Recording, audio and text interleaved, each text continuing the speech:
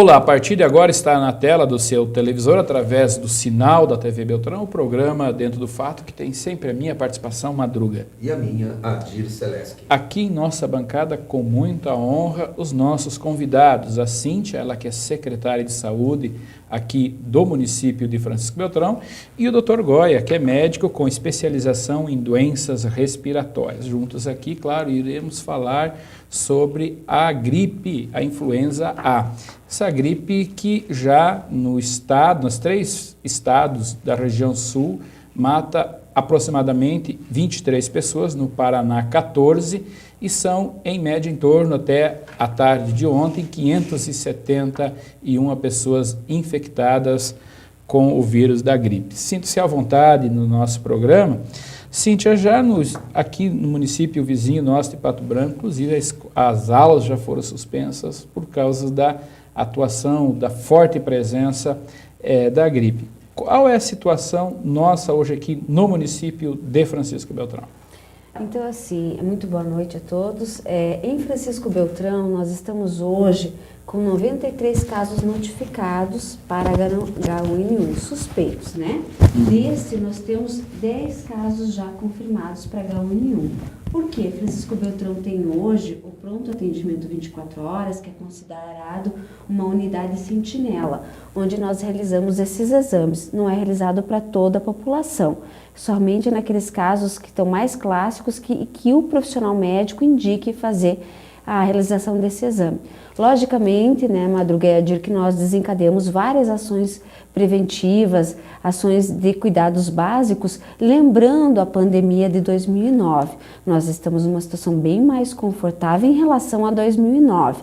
Todos os cuidados são necessários, não só por causa da gripe, são hábitos saudáveis de qualidade, como arejar os ambientes, fazer a lavagem das mãos frequentemente, ao tossir ou espirrar, usar preferencialmente um lenço descartável, são hábitos que nós precisamos ter instalado no dia a dia. Então, Francisco Beltrão já saiu na frente informando a rede escolar, creches, escolas, rede bancária, estabelecimentos comerciais. A gente vê que Pato Branco ele tomou essa medida, com certeza ele tomou a medida em cima de alguns dados epidemiológicos, né? Então, Francisco Beltrão não optou por fazer essa situação, mesmo porque já segunda-feira próxima, já começamos o recesso escolar por férias. E algumas entidades privadas escolares já iniciou, né? Então, são esses os cuidados que a gente tem trabalhado muito. Foi instituído a nível municipal o comitê de enfrentamento novamente para H1N1. Foi instituído sexta-feira passada e esse comitê se reúne semanalmente, observa os dados epidemiológicos e desencadeia as ações para a próxima semana. Agora, Cíntia, deixa eu só te perguntar uma coisa antes da gente conversar com o Dr. Vladimir Goya. A questão da influenza, você pega nesse mês de julho, normalmente, é a época que mais forte se bate para esses atos de profilaxia, essas ações aí de combate e prevenção, mas ela é sazonal, é específica desse período, a incidência da H1N1, ou ela ataca as pessoas em qualquer época do ano? Veja só, até o Dr. Goya pode nos ajudar, mas ela fica mais em evidência nesses meses que o frio está, está mais intenso. Mas a gente observa que as pessoas acabam tendo um quadro respiratório ou alguma dificuldade no decorrer do ano todo, mas fica mais em evidência. E agora esses dados que são colocados pela Secretaria de Estado do Paraná e também as outras secretarias de número de óbitos em relação e também de números de notificados. E a gente também observa aí que Santa Catarina começou com a situação epidemiológica desfavorável bem antes, né? Principalmente ali na região do Vale de Itajaí, Blumenau, que estava com surto localizado, né? E o Ministério da Saúde veio, tentou intervir em algumas ações e também não foi indicado a vacinação em massa, né? Agora, doutor, qual é os sintomas hoje que o paciente tem ao contrair uma suposta gripe da influenza? E qual é o risco se não for tratado? Bom, boa noite, Adir, boa noite, César, boa noite a todos. A influenza, ela não difere na sua evolução das outras tipos de gripe, né? Então, a influenza A, ele é característico por pessoas que começam com início súbito de febre, dor de garganta, tosse, falta de ar, dor no corpo, dor de cabeça. Então, é uma gripe, no início, muito semelhante, totalmente assim, não dá para diferenciar se é uma influenza A ou aquela influenza que nós chamamos de sazonal. Então, no início do quadro, é muito difícil a gente diferenciar clinicamente se é uma influenza A ou se é uma influenza sazonal. Os sintomas são muito parecidos e só através de exames laboratoriais que dá para a gente diferenciar da influenza sazonal ou se é influenza A. E se ela não for tratada a tempo, doutor? Normalmente a influenza A, em mais de 99% dos casos, ela evolui bem. Ela evolui como um quadro banal, um quadro de gripe sazonal. E em pouquíssimos casos que ela pode evoluir para um quadro muito mais grave, com acometimento respiratório, uma insuficiência respiratória, com falência do pulmão e tendo que ser internado em UTI, infelizmente alguns casos evoluindo para óbito. Agora, doutor Vladimir, o Ministério da Saúde tem algum monitoramento o ano todo com relação a H1N1 ou ela monitora mais, divulga mais esses resultados agora nesse período de inverno? Não, ela tem na verdade, o que acontece não é só o Ministério da Saúde aqui no Brasil. O mundo todo, ele tem um sistema de monitoramento das gripes, das influenza, né? Então, existe órgãos na OMS que são responsáveis para monitorar esses casos de influenza, seja ela sazonal, seja ela influenza ou H1N1. Então, existe todo o monitoramento no Brasil e o Brasil participando da OMS, a OMS também fazendo esses controles da influenza. Existe em todo, porque veja bem, enquanto agora nós estamos no inverno, lá no norte está no verão, então, mas mesmo assim existe esse controle mundial em termos da influenza. E por que a gripe ela é perigosa, doutor? Por que existe esse monitoramento mundial? Porque viu-se que quando se tem um quadro de uma pandemia de gripe, o índice de mortalidade é muito grande, né? Então nós tivemos, por exemplo, no começo do século passado, lá pelo 1919, 1920, a gripe espanhola, que levou um grande número de óbitos. Depois nós tivemos, na metade do século passado, 1950, um outro tipo de pandemia, né? Que também levou muito a óbito, que foi, se não me engano, a gripe asiática. E em 1969 tivemos a gripe asiática, que também levou muito a óbito. Então, o que se sabe é que, de vez em quando, existe um ciclo em que esse vírus, ele muta, ele faz uma mudança e acaba ocorrendo essas pandemias com um grande número de óbitos. Sabendo dessa história, prevendo essa recidiva desses casos, a Organização Mundial de Saúde montou uma equipe que fica monitorando esses casos de influenza. Agora, doutor Vladimir, há pouco tempo atrás saiu notícia aí, gripe suína, gripe isso, gripe aquilo. Essa H1N1 é a mesma gripe suína que nós tivemos, que dizia-se que os animais conduziam o vírus e traziam para o ser humano? Ou é outra variação? Não, a gripe suína é a mesma do H1N1, só que mudou o nome, né? Então, ela se originou através dos porcos, né? Foi um rearranjo que se fala em termos de mutação, que ele pegou um vírus que dava a gripe no ser humano, a gripe que dava nos porcos e a gripe que dava nas aves, e desses três foi montado, vamos dizer assim, esse vírus H1N1 que iniciou nos porcos e passou para o ser humano e depois do ser humano para ser humano. Então, foi-se uma cadeia de transmissão que se passou de humano para ser humano. Mas a gripe H1N1 e a gripe suína é a mesma. Só que muitas vezes até, eu não sei se por questões comerciais, tirou a gripe suína porque o pessoal pensava que consumindo a carne suína poderia adquirir a gripe, quando na verdade não é a questão do suíno, ele está aí por originar a gripe, mas na transmissão agora ele não tem nenhum papel. Mas chegamos ao final do nosso primeiro bloco, voltamos logo em seguida, não saiam daí. Estamos falando com a secretária de saúde aqui do município de Francisco Beltrão, a senhora Cíntia, e também com o Dr. Goya. O tema aqui que estamos abordando, claro, é sobre a influenza A.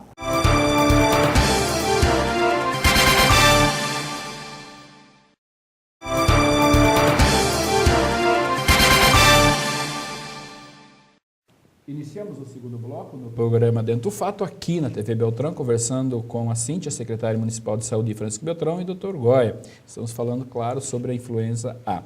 Dr. Goya, no bloco o senhor falou quais são os sintomas e também orientou a população a procurar tratamento médico.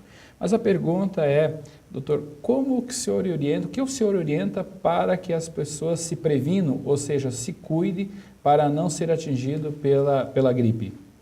Existem vários cuidados que podem ser tomados para evitar a infecção pelo vírus H1N1. Eu acho que não só pelo vírus H1N1, como para a influenza sazonal, porque os cuidados são os mesmos. Eu acho que a primeira coisa fundamental e que o Ministério da Saúde instituiu foi a questão da vacinação. Eu acho que aqueles grupos de risco que têm maior risco de adquirir e quando adquire evoluem com quadros mais complicados e que tem a indicação de vacinação, é fundamental que tenha feito a vacina. O segundo dado, a segunda questão é a transmissão. Então, existem duas formas de transmissão do H1N1. Ou ele é pelo meio direto, ou o que seria o meio direto? Seria através de uma pessoa que está contaminada, de uma pessoa gripada. Quando ele tosse, ele espirra, ele elimina pelas secreções dele um monte de vírus no ar. Esse vírus pode entrar em contato com a mucosa respiratória de um indivíduo que está previamente rígido, sem estar contaminado, e essa pessoa, a partir disso, ser contaminado. Então, para evitar essa contaminação, esse método direto de contaminação, nós temos que, primeiro, orientar as pessoas que estão gripadas, evitar contato com pessoas rígidas, evitar contatos em ambientes aglomerados, ou seja, naqueles períodos maiores de transmissão, permanecer recolhida no seu lar, né, no seu domicílio, se for assim possível. Segunda coisa é aquela questão da etiqueta da tosse. Ao tossir, ao espirrar, ele, de preferência que ele use um lenço descartável, que ele não expire no ar, não tossa na frente de outras pessoas, ou seja, aquela questão educacional básica, evitar de tossir ou espirrar frente a outras pessoas. Lugares fechados também, doutor? Lugares fechados é pior ainda, porque nos lugares fechados existe uma concentração maior desses vírus, né? E aí vai se adquirir, as pessoas vão adquirir mais esse vírus. Então, nos lugares fechados, ambientes escolares, tem que se manter ventilado, tem que fazer uma troca de ar, né? Então, é muito o costume das pessoas no inverno é manter as janelas, os lugares de ventilação fechados. O interessante é que se ventile bem, né? Mesmo os veículos que se ventilem para evitar essa contaminação direta. Existe um outro método de contaminação que é o método indireto. O que seria esse método indireto? Seria através das vias respiratórias da pessoa contaminada, ele elimina o vírus pela secreção e esse vírus acaba se depositando em algumas superfícies. Corrimão, mesa, qualquer coisa assim que está na frente dele, esse vírus vai acabar se depositando naquele local. Um indivíduo rígido vai lá, passa a mão nesse ambiente, nessa superfície que está contaminada, ele adquire o vírus na sua mão e ao levar a mão aos olhos, ao nariz, à boca, ele carrega esse vírus para dentro de si. Então esse é o método indireto. Por isso que se recomenda sempre lavar as mãos frequentemente, limpar bem a superfície, corrimão, tudo que puder depositar o vírus tem que ser bem limpo, né, com álcool de preferência, para evitar essa contaminação. Então é fundamental esses cuidados para se evitar a contaminação. Outros cuidados também indiretos é que a pessoa se mantenha sempre bem hidratada, alimentada, né, pratique atividade física, mantenha sempre bem agasalhado. Isso é fundamental não só para a influenza H1N1, como outros tipos de influenza. Aqueles cuidados para as doenças respiratórias de inverno têm que ser mantidos. Qual o período de vida que o vírus tem no ambiente desse que ele toca, no computador, no corrimão? Pode ser de 24 a 48 horas, inclusive. Então, tudo isso já foi detectado. Então, por isso que é interessante sempre manter limpo, passar um álcool, porque, tipo assim, você vai num banco, num caixa, em dinheiro mesmo. O pessoal está falando, a mídia está colocando muito a questão da transmissão pelo dinheiro, né? Então, você, uma pessoa que está contaminada, passa a mão, por exemplo, no nariz, alguma coisa assim, ele tem o vírus, ele pega no dinheiro, passa para um outro pega o dinheiro, aquele dinheiro está contaminado, ele automaticamente se contamina. sabe-se que é uma pessoa que não está sendo observada, uma pessoa naturalmente, ele leva a mão à boca, aos olhos, ao nariz, de 2 a 3 a 4 vezes por minuto, quando ele está assim, no movimento normal, no dia a dia. Então, facilmente ele se contamina com essa mão dele mesmo que está cheio de vírus. Agora, doutor Redimir, antigamente dizia gripe, vitamina C e cama, porque a gripe é um ciclo. Isso é verdadeiro? E por que o que tem o Tamiflu, que foi um medicamento tão falado, que combate essa H1N1 diferente do que aquelas receitas tradicionais do vitamina C e cama? Não, na verdade, as doenças virais em geral, elas têm o que nós chamamos, elas são doenças autolimitadas. Ela tem um ciclo dentro do nosso organismo que ela faz todo o ciclo reprodutivo dela e ela acaba, o organismo acaba controlando essas doenças automaticamente, uma questão natural. Tem algumas doenças que infelizmente nós não conseguimos controlar, os vírus não são controláveis, tipo alguns casos de hepatite, o HIV, alguns tipos de herpes. Nosso organismo ele não consegue eliminar esses vírus e ficam dentro de si. Outros vírus, como a influenza, ele dura no nosso organismo mais ou menos assim 7 dias, mais ou menos no indivíduo adulto rígido. Nas crianças ele pode durar até 2 semanas, 14 dias. E a questão do repouso, eu acho que é fundamental. Fundamental porque nós vamos resguardar o nosso organismo, nós vamos poupar energia e deixar essa energia para o nosso organismo combater um ser infectante. A vitamina C não há ainda comprovação científica de que ela realmente funcione, né? Então a vitamina C é uma coisa questionável, é uma coisa assim, muitas vezes a pessoa toma a vitamina C e tem um efeito placebo da vitamina, né? Ela toma a vitamina C, acha que vai melhorar e acaba melhorando pelo efeito, vamos dizer assim, placebo dos complexos vitamínicos em gerais. Antigamente não se tinha nenhum remédio para a influenza. Há muito tempo atrás foi lançado o oseltamivir, que é o Tamiflu. O Tamiflu, ele é um medicamento que na época quando foi lançado, ele não tinha muita indicação, não tinha muita saída, não teve o sucesso que era esperado, porque ele tem uma séria limitação. Qual é a limitação? Ele tinha que ser usado 48 horas após o início do quadro. Ora, é muito difícil, antigamente, uma pessoa com 2 dias de gripe ir consultar. Normalmente a pessoa vai consultar por um quadro gripal 5, 6, 7 dias depois, quando não melhora.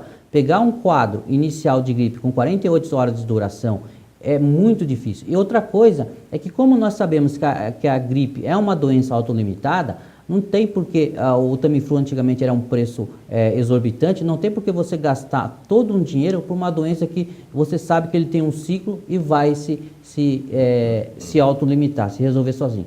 E o Tamiflu, por ele ter um efeito em cima da influenza, ele viu-se por trabalhos científicos e por experiência nos Estados Unidos, que ele funcionava muito bem na influenza H1N1. Então ele realmente funciona. Existem vários trabalhos demonstrando que o prognóstico do paciente tem relação com o uso do Tamiflu de forma precoce.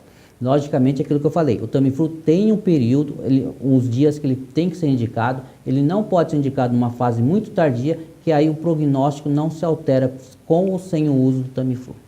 Nós chegamos ao final do nosso segundo bloco, voltamos logo em seguida, não saio daí. Estamos falando com a secretária de Saúde do município de Francisco Beltrão, a Cíntia, e o doutor Goya, ele que é médico especialista em doenças respiratórias.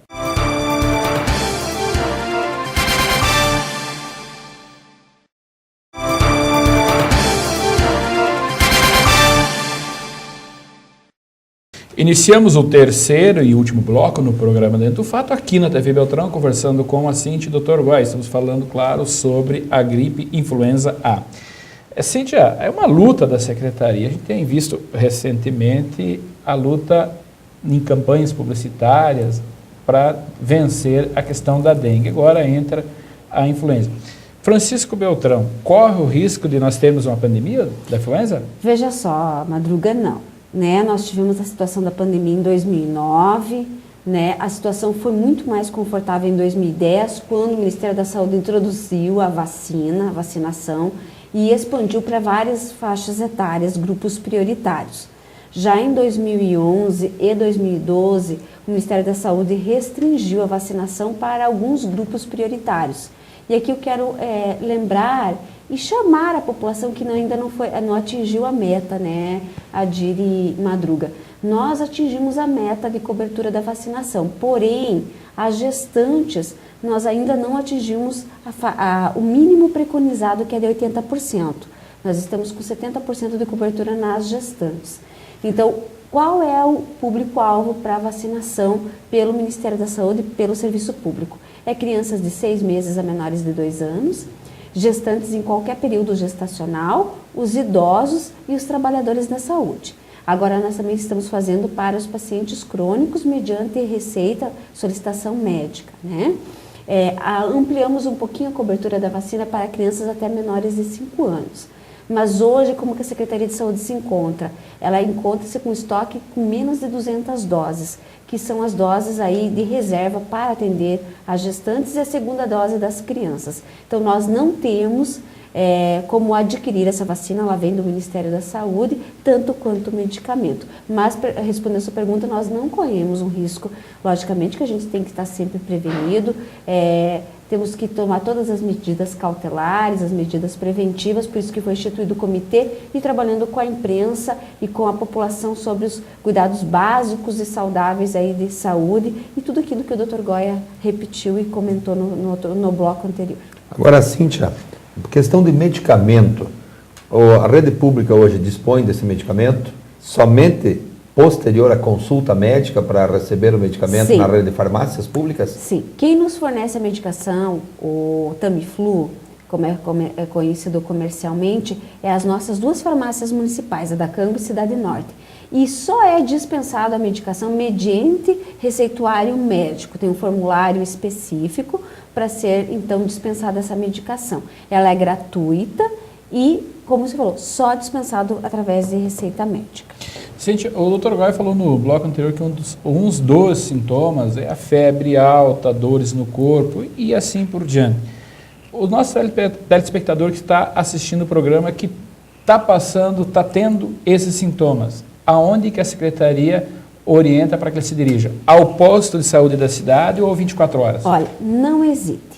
Se tiver algum desses sintomas, procure imediatamente qualquer unidade básica de saúde mais próxima da sua residência. Logicamente, Madruga, se for um final de semana que as unidades de saúde estiverem fechadas após as 17 horas, procure o 24 horas. Ele está preparado para atender, diagnosticar e dar o prosseguimento. Tem filas? Não, nós não temos... Temos que perguntar isso, né? Porque numa época dessas pode acontecer, né? Nós temos períodos de pico no 24 horas, tá? Que é sempre o período no final da tarde, que aquela mãe acaba pegando o seu filho na creche, verificou que ele passou com febre, é o horário de pico que sai também as pessoas do seu trabalho, né? Mas além do 24 horas, nós temos o 3º turno da Cango, que tem uma oferta de 75 consultas dia-noite. Então, às vezes, as pessoas passam na frente do complexo de saúde da Cango e se dirigem até 24 horas. Sempre procurar a unidade de saúde da família, a unidade básica de saúde do seu bairro mais próximo e, logicamente, quando esse não estiver atendendo, procurar o 24 horas. Dr. Goya, a Organização Mundial da Saúde não tem dado estatística, pelo menos eu não tenho conseguido encontrar essa resposta. Ela se manifesta mais no homem, na mulher, na criança ou no idoso, ou ela pega no geral? Não, ela pega no geral, né? Então, nós temos casos em todas as faixas etárias e, em termos de sexo, não existe uma preferência. Como foi colocado, eu acho que tem alguns grupos etários que são mais acometidos. As crianças, né, até os 2 anos e a terceira idade.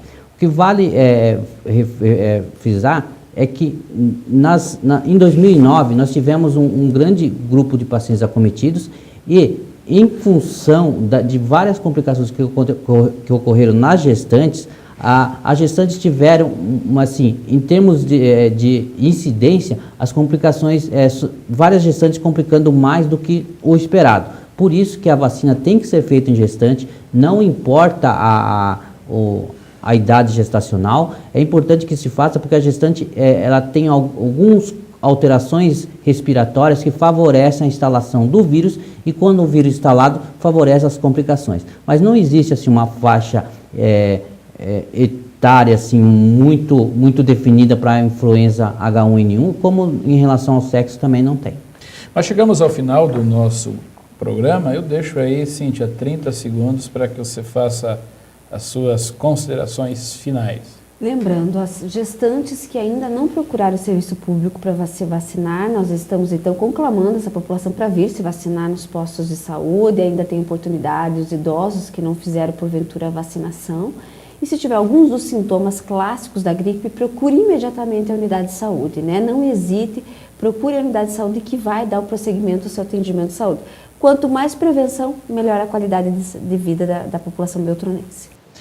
Doutor Goya, 30 segundos para que o senhor faça também as suas considerações finais. Bom, eu acho que em relação ao H1N1, como nós não temos um diferencial dizendo que tal paciente vai evoluir bem, tal paciente vai evoluir mal, eu chamo a atenção para que todos promovam a prevenção em relação ao H1N1. Então, os pacientes que estão gripados, que estão com uma virose respiratória, que tenham consciência de que podem transmitir para outras pessoas. Então, essas pessoas evitem contatos com pessoas rígidas, evitem frequentar muitos ambientes fechados e que mantenham a etiqueta da tosse. É fundamental isso, evitar tossir, evitar espirrar na frente dos outros, podendo transmitir. Outra coisa é a questão da lavagem das mãos, que é fundamental, a gente sempre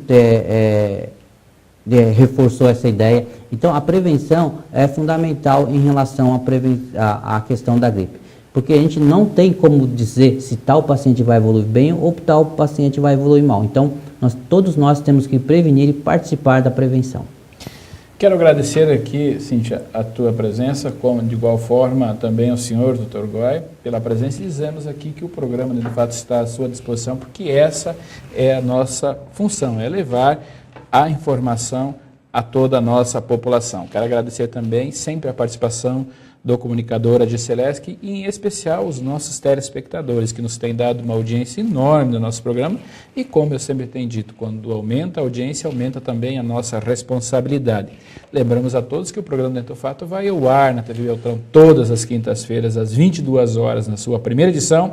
Na segunda edição, no sábado, às 17 horas. Lembramos ainda que o nosso programa está na internet. Acesse lá, www.dentrodofato.com.br. Até lá e fique todos com Deus.